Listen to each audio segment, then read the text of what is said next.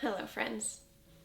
Hello, 2023. I love if I could just grab your face and put my hands around you and give you a hug, I would. And I miss when we were on the road. We got to do, if you weren't here with us then, we were in an RV and we traveled across some of the country and we got to do meetups along the way, and I got to hear so many of your stories and I got to hug some of you and we got to pray with you. So I'm just doing that right now.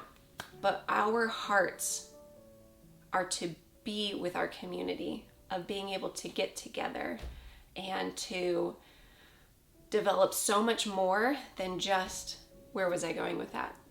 Maybe I just want to hug you.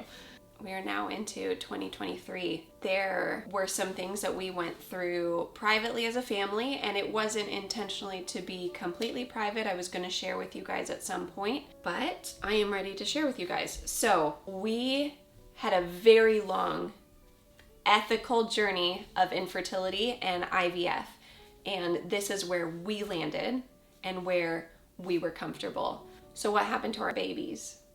Our lovely, beautiful, wonderful babies. You saw that our last genetically normal, genetically typical embryo was our tiny little boy that could. We can't live in regret. We can't look back, but man, oh man, do I wish that I would have just flown back to California to do that transfer with my previous doctor.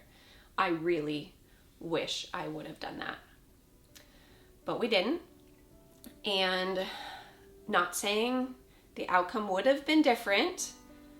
I really do trust our path. I trust that God's got it, that He is in control. And I am actually personally working on letting go of that control. That was our last genetically normal, typical embryo. Now, if you guys were keeping track all of that time, we had actually 3 remaining embryos that would be considered non-typical, also usually called abnormal.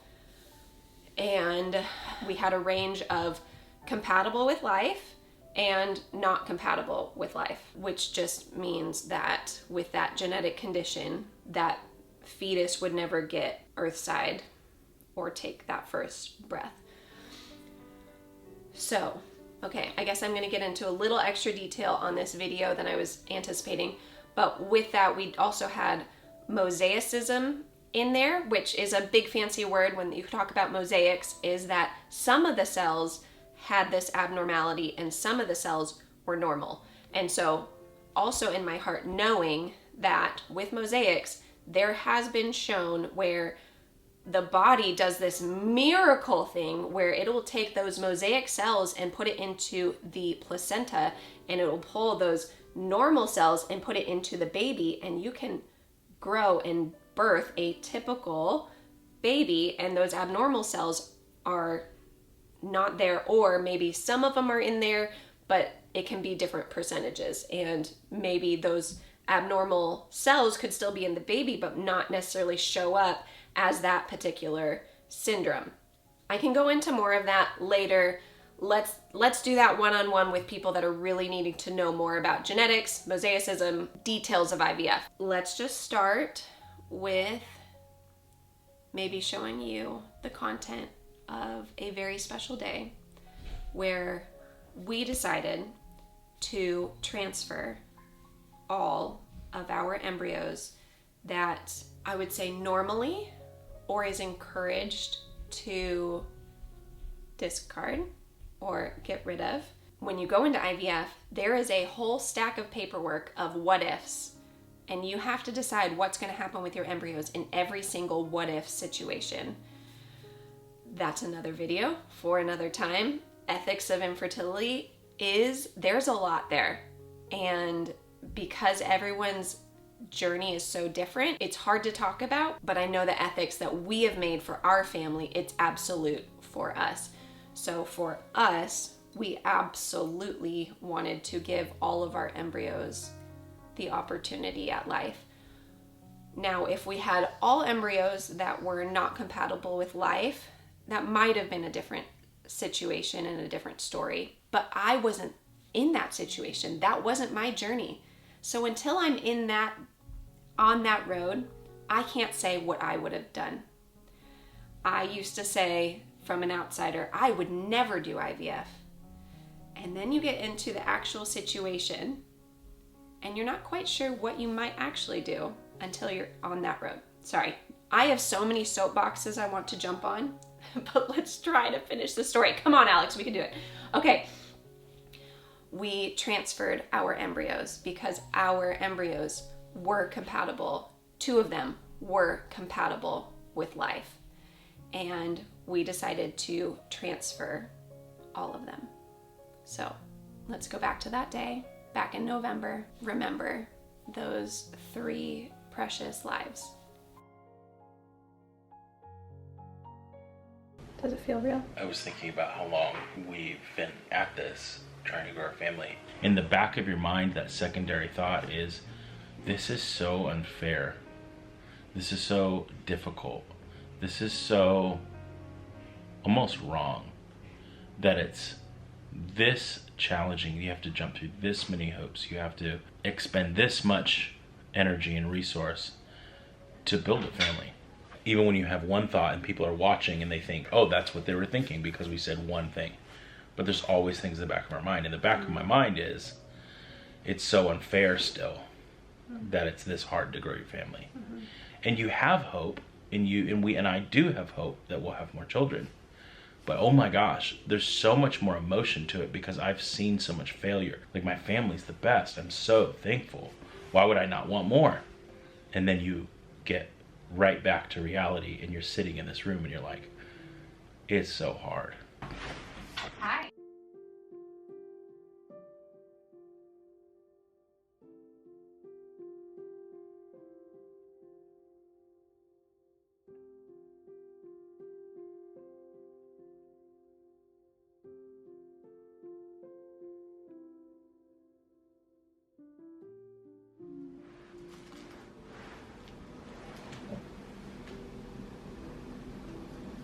It's a hard day. It's a hard moment. I wish they stayed. Scary.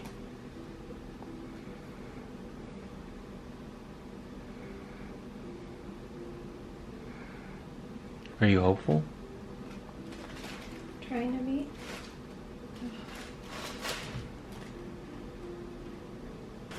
Initial reaction? I want them to stay. I want to have hope, but I'm not expecting anything. That makes sense. Just because they're genetically abnormal? Yeah, the chances of them staying are just extremely low.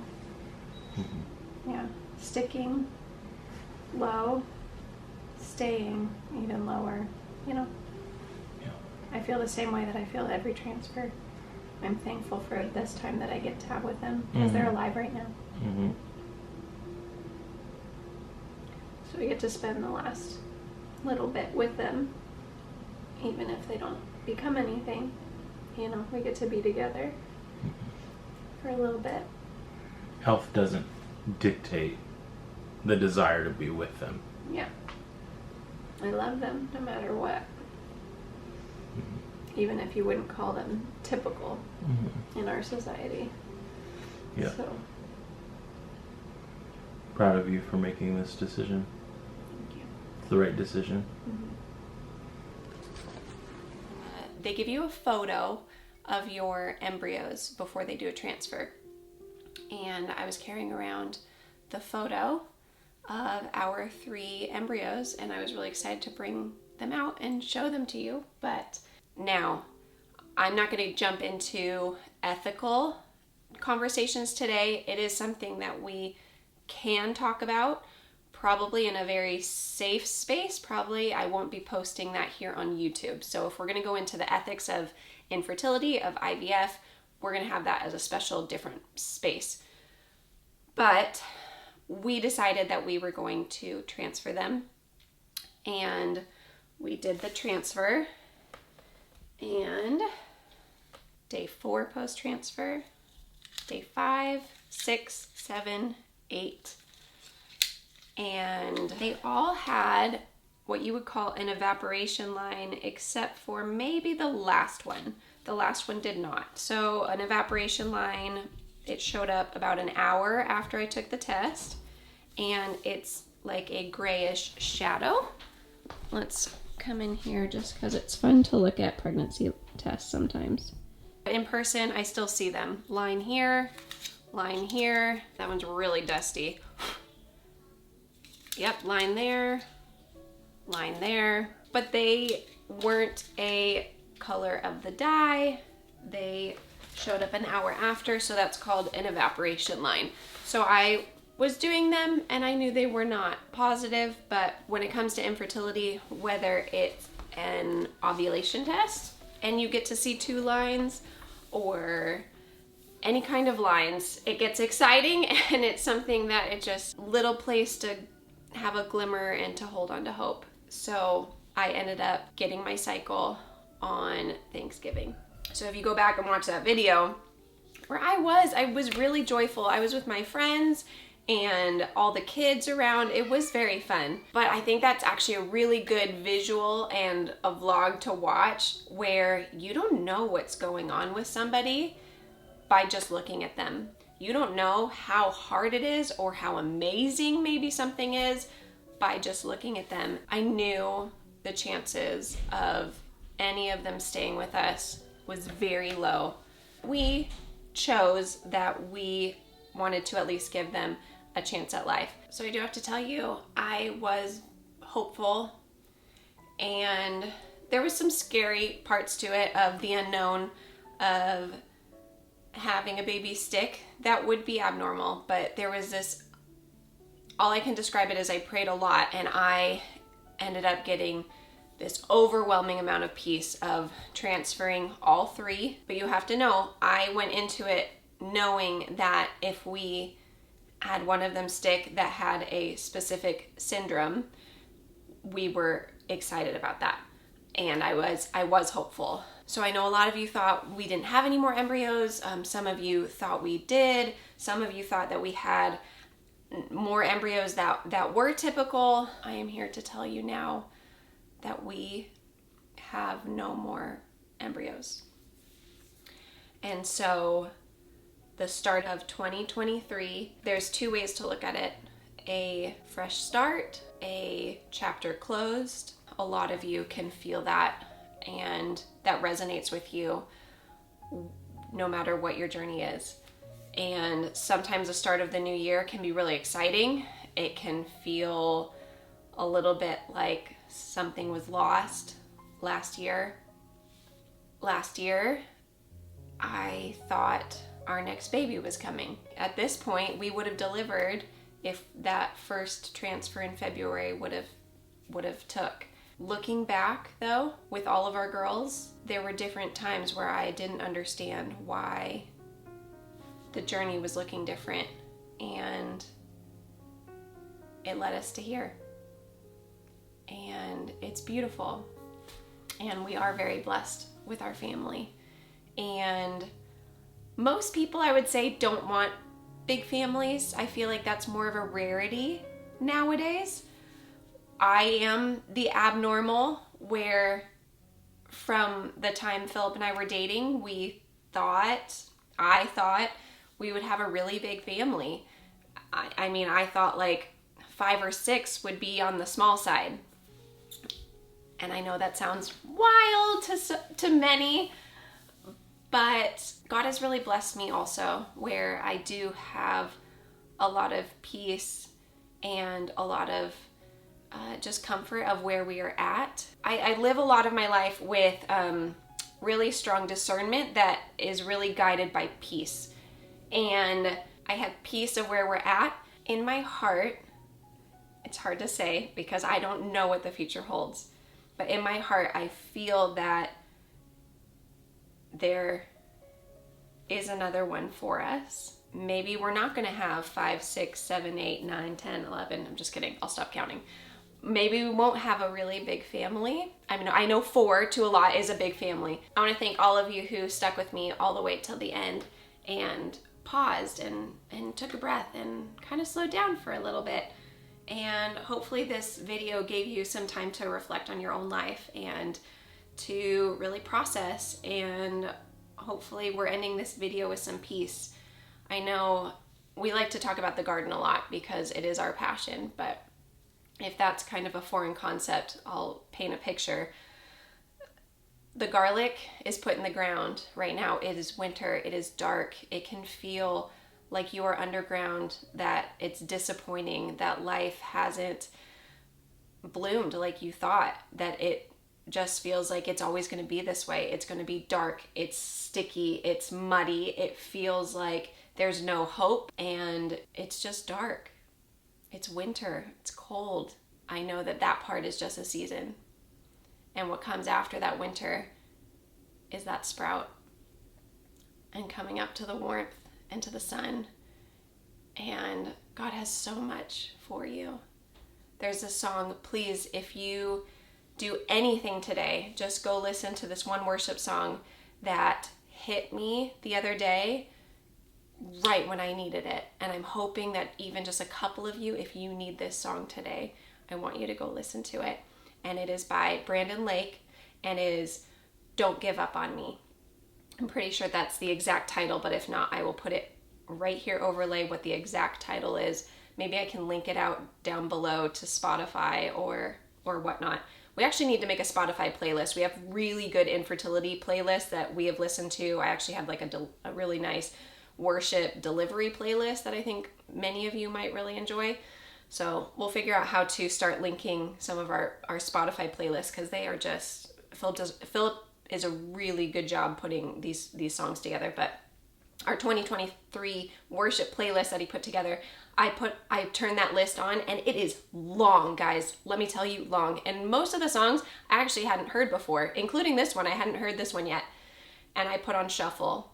It was the first song that came on. It's God's like beautiful love story to you of don't give up on me. When the night is the darkest, the light is the brightest. And when the night is the darkest, the light is the hardest. Don't lose your faith. That's where the fight is. There is fight when you're in the dark.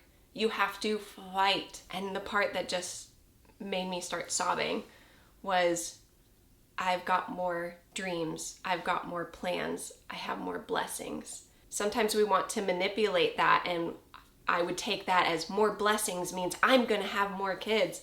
And it was overwhelming on my heart of those blessings were going to be pouring into others that have been in this infertility space or are struggling in their marriage. And the blessings for me was going to actually be able to pour out for you guys. And so even though while praying, I wanted that song to mean more blessings means more kids, and maybe, and I really do feel like we have a little boy that's going to be finding its way to our family, and God's going to bless us with a boy.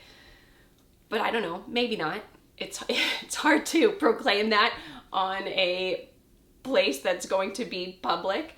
And I don't know if that's going to happen, but I feel like it is. But that last powerful part of the song, it's just the beginning. And so many times it feels like we're at the end of our rope. And what we can't see is we're just at the beginning. And there's just so much more for you, so much more for me, so much more for our lives. And I'm just really excited for 2023 to come alongside of you. And I love you guys. And thank you guys for sticking with me all the way through this video. If you have made it to the end, let's do some kind of joyful emoji. Anything that just brings you a little bit of joy. For me, it's the sunflower. Love my sunflowers. But for you, it could be something else. Maybe it's a cup of coffee. But I love you guys. From the bottom of my heart, I love you. And you are not alone. And for those of you who are part of this community that don't face infertility and are grieving with something else, you are not alone. And for those of you who are in a great space and that smile is slapped across your face, I praise Jesus that that smile is smacked on your face and it is a good day. And I love it. This community is wonderful and I love you. Go let your love multiply. Bye, guys.